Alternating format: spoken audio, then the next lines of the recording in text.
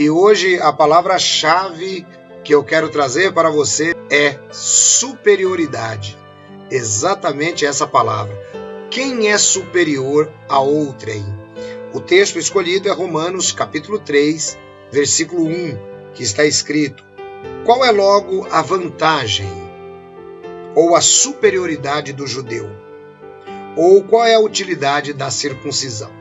Quando Paulo escreve estas palavras, existe um momento muito complicado entre aqueles que eram judeus. É uma história que vem de longe, desde o ano 2000 a.C., quando Deus faz o pacto com Abraão, e o pacto incluía a circuncisão, e agora Deus havia aceitado pessoas que eram das nações, pessoas que não estavam debaixo daquele pacto abraâmico.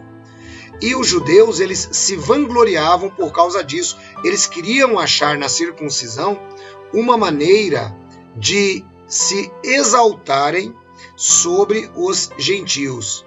Mas aí o apóstolo Paulo, que era judeu e era apóstolo dos gentios, ele traz essa palavra: mas espera aí, qual que é a vantagem da circuncisão? E qual é a superioridade? E aí depois ele mesmo responde: muita em toda maneira, porque primeiramente a palavra de Deus lhes foram confiadas. Então note que Paulo ele diz: olha, agora aqui os judeus eles receberam a palavra de Deus, mas não era motivo para se exaltarem sobre outros.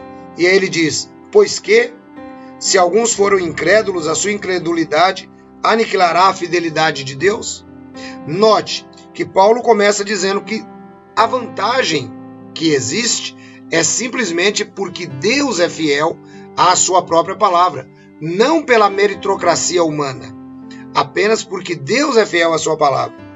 E ele diz: de maneira nenhuma, antes seja Deus verdadeiro e todo homem, quer judeu, quer gentil, seja achado mentiroso. Portanto, o que é que nós queremos aprender como lição? Você aceitou a Jesus Cristo como Senhor e Salvador? Aceitei, ancião. Qual é a diferença entre você e o seu vizinho que não aceitou? A única diferença que tem é que você já é alvo da graça de Cristo. Mas, como seres humanos, não existe ninguém superior um ao outro. Assim como Paulo disse.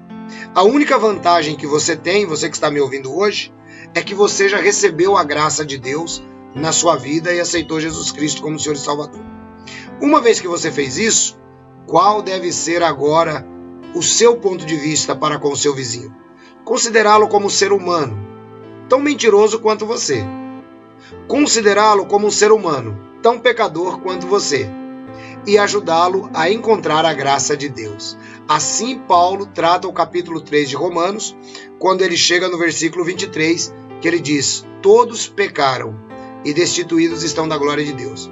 Então, embora os judeus receberam a palavra de Deus primeiro, eram tão pecadores quanto os gentios. O seu vizinho é tão pecador quanto você, embora você esteja justificado pela graça. Que tal falar com ele sobre a graça de Deus? Que tal apontar Jesus para ele, como sendo o caminho, a verdade e a vida? Fiquem todos na graça e na paz de Jesus. Tenham todos uma ótima noite, em nome dele.